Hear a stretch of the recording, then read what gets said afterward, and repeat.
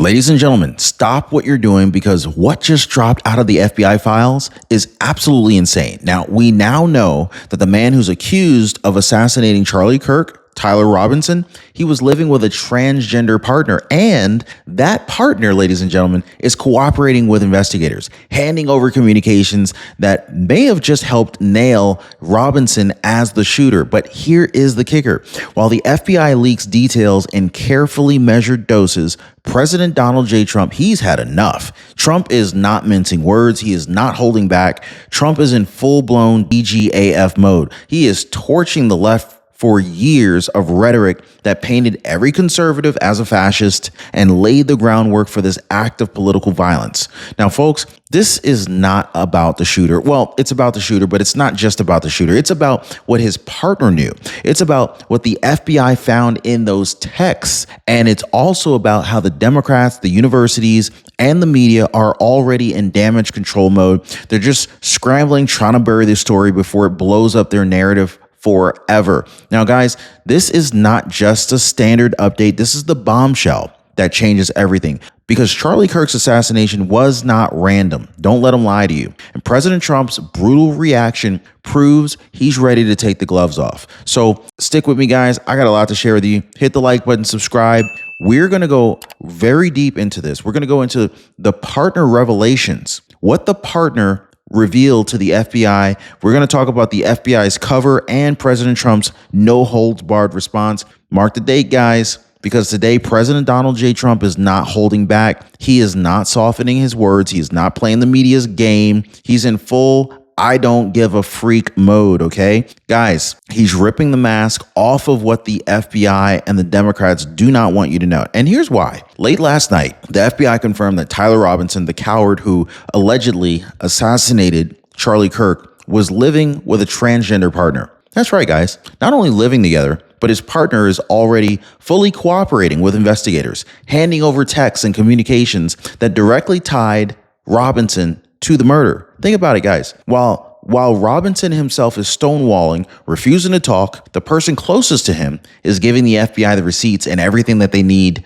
to form a conviction. And so those receipts, those were enough to confirm what many of us already knew, that Robinson wasn't just some random gunman, but a politically radicalized killer. Now, here's the question that nobody in the media wants to touch. What's inside of those texts? What exactly did Robinson tell his partner about why he was going to be doing this? And why are we learning about this in these carefully packaged leaks instead of a full FBI briefing? Well, this is where President Trump steps in, because while the FBI dribbles out details here and there, Trump is blasting it wide open. He's saying what every American already feels, that this assassination didn't happen in a vacuum. It was the product of years of Democrats screaming fascist at anyone who dared to disagree.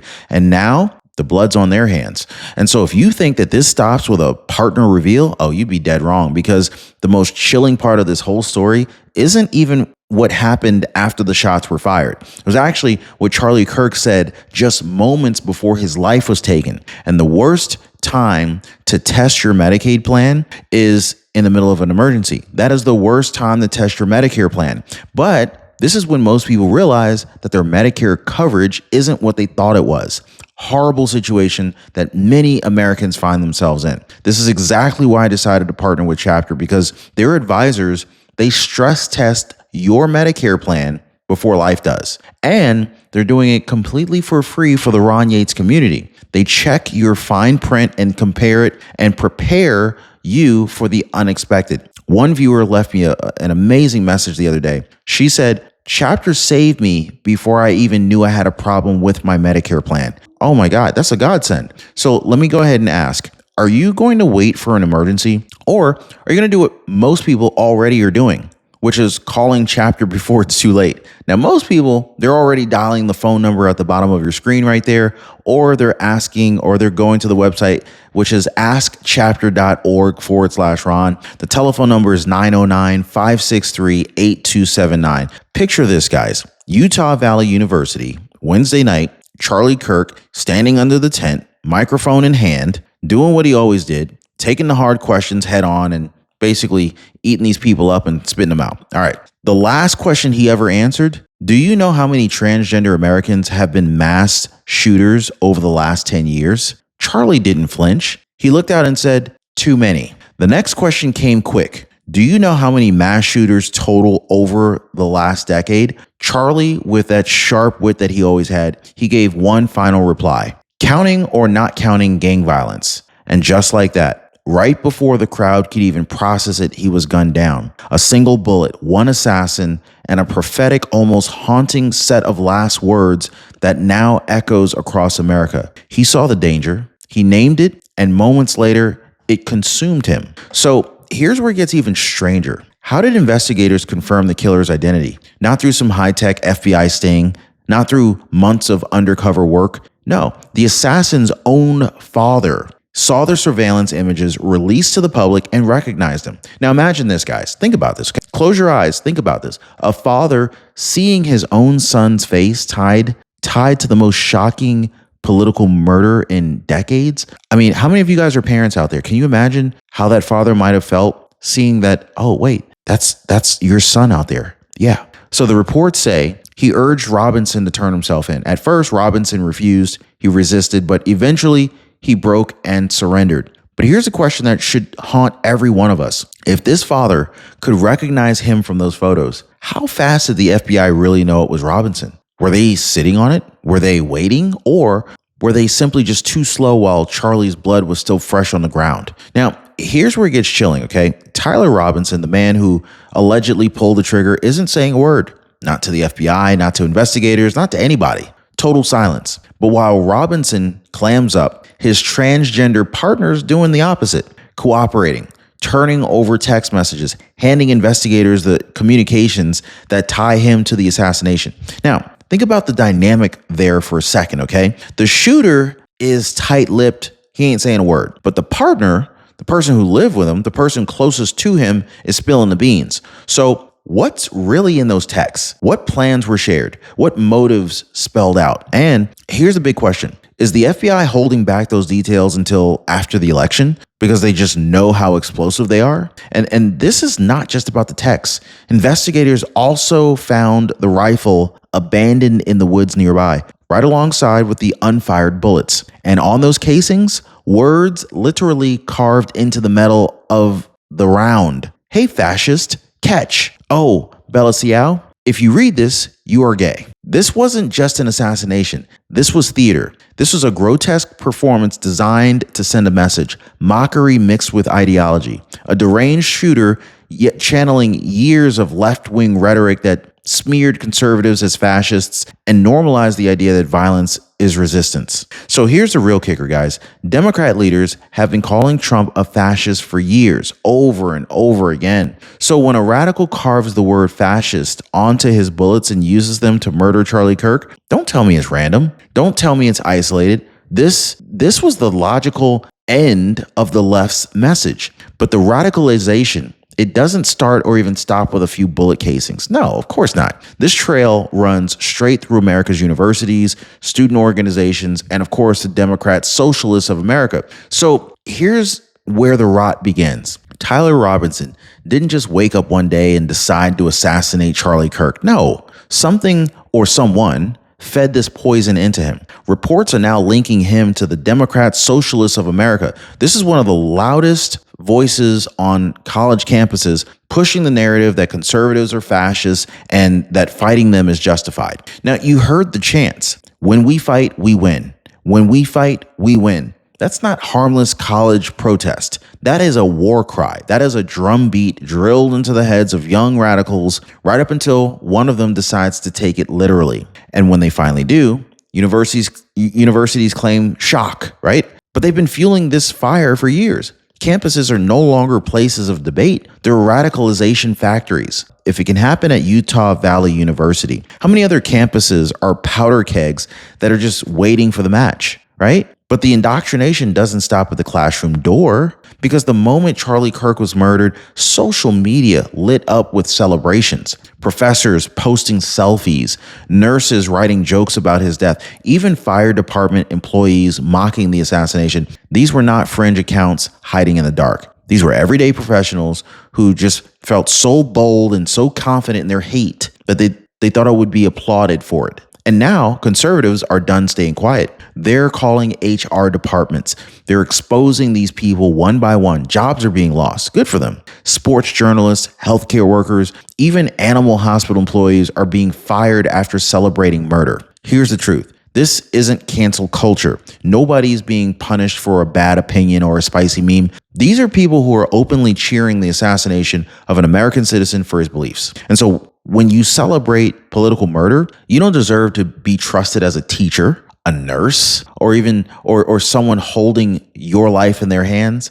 No, you deserve to go. But when professors and nurses giggle online, President Trump is stepping in, and he's stepping up in a way that no other leader would, calling this exactly what it is, demanding maximum punishment and refusing to let the left spin their way out of this. And so this is where President Donald J. Trump separates himself from every politician who came before him. So while the media spins, while the FBI tiptoes, President Trump, he's in full-blown no mercy mode. I mean, he isn't just condemning this assassination. He is torching the entire culture that created him, okay? Trump flat out said exactly what the rest of us know in our gut. When Democrats spend years screaming fascist at Trump, at Charlie Kirk, at you, at me, they're planting the seeds of violence. And now, after Charlie Kirk's murder, Trump is demanding the ultimate punishment. He is calling for the death penalty. And let me tell you, he don't give a free coup defense, okay? Because to Trump, this isn't just about one man. This is about silencing 77 million voters. This is about making every conservative afraid to speak their mind. And Trump is saying loud and clear, not on my watch. And so while Trump takes that stand, what are the Democrats doing? You would think, at the very least, that they would pause just for a second for maybe a moment of silence in Congress to honor a murdered American. Well, wrong. When Republicans tried to lead that moment, Democrats disrupted it. They banged desks. They scoffed. They didn't even sit still for 60 seconds of respect. Here's the insult of all insults, okay? Even leaders in Europe, they showed more honor than Democrats in Washington. European lawmakers paused, prayed, reflected on Charlie Kirk's death. Meanwhile, Democrats here at home couldn't resist mocking the silence. So here's the twist, guys, and it's powerful. That pounding, that chaos inside the chamber, it's more than noise. It is the rumble of the silent majority waking up. The moderates, the forgotten, the people who kept their heads down, they're rising. And the Democrats, in their arrogance, they don't even hear the footsteps behind them. And if you think that this stops at Congress, think again, because the fingerprints of this radicalism and celebration of violence stretch far beyond DC into foreign bot farms, online propaganda, and adversaries who want nothing more than to see America tear itself apart. So here's the layer that the mainstream media doesn't want you to think about, okay? While we've been tracking professors, nurses, and even fire departments celebrating Charlie Kirk's murder, foreign adversaries, they have been pouring gasoline on the fire. Investigators traced some of the most violent online chatter back to Chinese bot networks. Now think about that, guys. While Americans argued, cheered, and raged, Chinese and Russian accounts were quietly amping it up. They were amplifying it. AstroTurfing comment sections, feeding division into the bloodstream of our nation. Let's be real. Beijing and Moscow, they don't care about Charlie Kirk. They care about chaos. They care about chaos on American soil. They want America paralyzed, broken from the inside, tearing itself apart over identity politics and political assassinations. And the Democrats are handing it over to them on a silver platter with years of fascist rhetoric and refusal to draw a line at violence. But here's the beautiful twist. The silent majority, it's not silent anymore. They're walking in faith. They're watching all of this, and they're breaking away from the left in droves. We're seeing lifelong Democrats stand up today and say, that's it, I'm done. Artists, hippies, independents, even influencers like Shoe on Head are walking away because the left showed their true face. Celebrating a man's murder just because he was a conservative? Yeah. People are waking up. They're realizing you'll never be pure enough for the progressive mob. You can be pro-refugee, pro-green energy, pro-union. It won't matter. Sooner or later, if you question the hive, they'll turn on you. And if Charlie Kirk's assassination didn't prove that, the celebrations afterward did. And so now everybody, everyday Americans, moderates, independents, even liberals, they're saying what conservatives have been saying all along. Enough is enough. But this story, it's not just about political awakenings. It's also about honoring the man who paid the ultimate price. Because while Democrats sneer, Americans are rallying to make sure that Charlie Kirk's family never wants for anything. And so here's how we know this story isn't ending in silence. And just by the way, I'm not trying to brag or anything like that, but I made sure to make a financial contribution to Charlie's family. But across the country, Americans are stepping up for Charlie Kirk's family, myself included. Tucker Carlson launched a crowdfunding campaign and his own organization put in $1 million right out the gate. Now, as of today, that fund is closing in on $3 million. $3 million raised not by elites in Washington, not by globalists in Brussels, but by regular Americans who believe Charlie's wife and kids should never struggle a day in their lives. And I believe that they shouldn't. Do you? So this is what real community looks like. This is what the silent majority sounds like when it decides to roar. And Donald J. Trump, well, he's making it clear. Charlie Kirk will not be forgotten. Trump isn't playing by the media's rules anymore. He's calling for the harshest penalty for the assassin. He is he's ultimately slamming the culture of hate that fueled it. And he's also telling the left, the media, the FBI, you can't spin this one. The MSNBCs of the world, the CNNs of the world. So yeah, September 13th, 2025 is going to go down as the day that the mask slipped, the day that we learned about the shooter's partner, the FBI texts, the Democrats' disgraceful response. But it's also the day that the silent majority started marching, the day Trump proved that he's ready to fight without apology. This is the day that America said we're done being targets.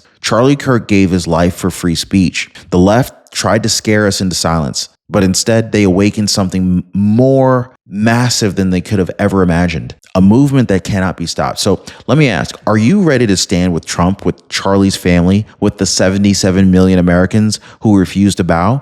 Because this is bigger than one man. It is the turning point of a nation.